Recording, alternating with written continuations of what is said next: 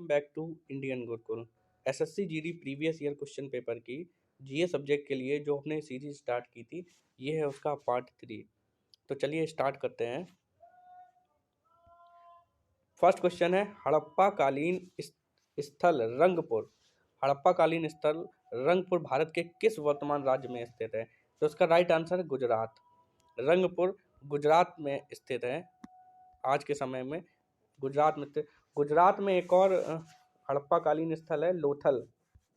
लोथल जो कि उस समय का बंदरगाह हुआ करता था, तो लोथल भी गुजरात में स्थित है। हड़प्पा की बात करें तो हड़प्पा की खोज सन 1921 में दयाराम साहनी ने की थी। दयाराम साहनी ने की थी।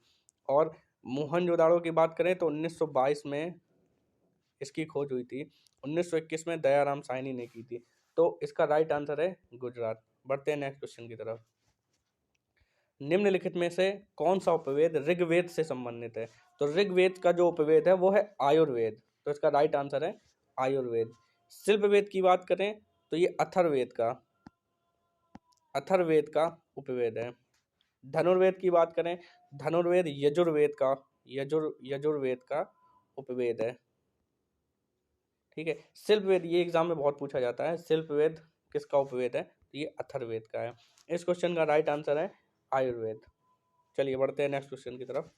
गांधी इरविन समझौता भारत के निम्नलिखित में से किस आंदोलन से संबंधित है? तो गांधी इरविन समझौता, जो जिसे गांधी इरविन पैक्ट कहा जाता है, ये 1931 में हुआ था, 1931 में हुआ था। और इसमें यह बात कही गई थी कि सविनय अवज्ञा आंदोलन को समाप्त कर दिया जाए और कांग्रेस गोलमेज सम्मेलन में पार्टिसिपेट करें। तो ये इसका राइट आंसर है सविनय अवज्ञा आंदोलन। ठीक है। सविनय अवज्ञा आंदोलन हुआ था 1930 में, 1930 में। गोलमेज सम्मेलन की अगर हम बात करें तो 3 गोलमेज सम्मेलन हुए थे। 3 गोलमेज सम्मेलन। पहला गोलमेज सम्मेलन 1930 में हुआ था, 1930।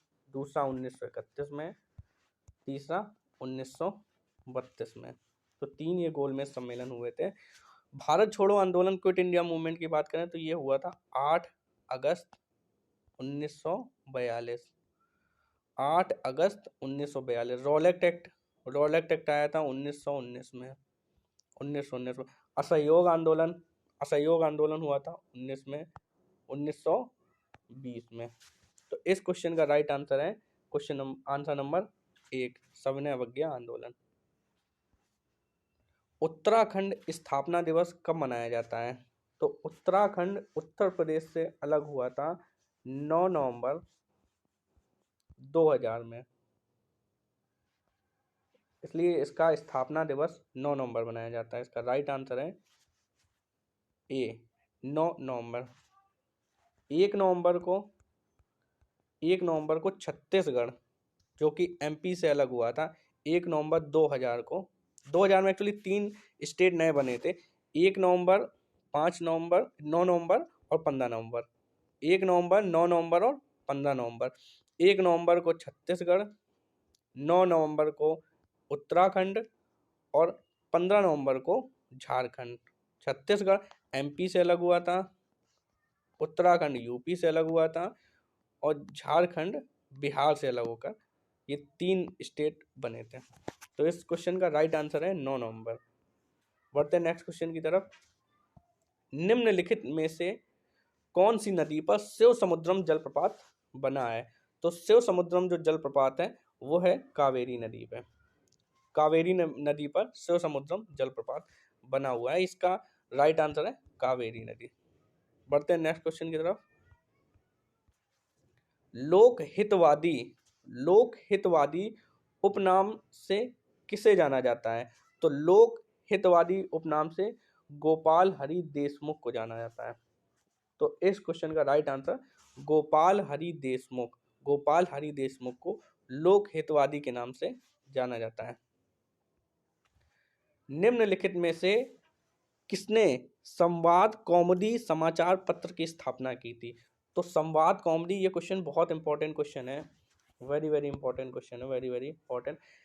संवाद कौमुदी समाचार पत्र जो है वो लिखा था राजा राम मोहन राय ने इसकी स्थापना की थी। अच्छा, राजा राम मोहन राय ने ब्रह्म समाज की भी स्थापना की थी। ब्रह्म समाज की स्थापना 1828 ईस्वी में की थी। 1828 में ब्रह्म समाज की स्थापना की थी। अच्छा, एक क्वेश्चन और पूछा जाता है कि राजा राम मोहन राय को राजा की उपाधि किसने दी थी? राजा का जो टाइटल है वो किसने दिया था? राजा का टाइटल दिया था अकबर द्वितीय ने। अकबर सेकेंड ने राजा राम मोहन राय को राजा का टाइटल दिया था। तो संवाद कौमुदी राजा राम मोहन राय। तो इसका राइट आंसर है राजा राम मोहन राय। नेक्स्ट क्वेश्चन है, भारत के संविधान का कौन सा अनुच्छेद सहकारी समितियों के प्रचार से संबंधित है? तो इसका राइट आंसर है 43B। 43B सहकारी समितियों के प्रचार से संबंधित है। बढ़ते हैं नेक्स्ट क्वेश्चन की तरफ। किस मुगल बादशाह के शासनकाल में राजा टोडरमल राजस्व मंत्री यानी कि फिनांस मिनिस्टर। तो ये फिनांस मिनिस्टर अकबर के शासनकाल में थे। अकबर के दरबार में जो 9 रत्न थे उनमें से एक राजा टोडरमल भी थे। तो इसका राइट आंसर है अकबर। अगर अकबर के दरबार में सिंगर की बात की जाए तो सिंगर तानसेन एक सिंगर थे, वो भी जो अकबर के दरबार में 9 रत्न थे उनमें शामिल थे। चलिए बढ़ते हैं नेक्स्ट क्वेश्चन की तरफ। सरयू नदी किसकी सहायक नदी है? सरयू नदी किसकी सहायक नदी है? तो सरयू नदी शारदा नदी की सहायक नदी है। शारदा नदी को काली रिवर भी कहा जाता है, काली नदी कहा जाता है। तो सरयू नदी शारदा नदी की सहायक नदी है। इसका राइट आंसर है शारदा नदी। Thank you for watching this video. और इसी टाइप के और भी वीडियो अगर आपको चाहिए हैं तो इस चैनल को सब्सक्राइब कीजिए और इस वीडियो को लाइक कीजिए। Thank you very much.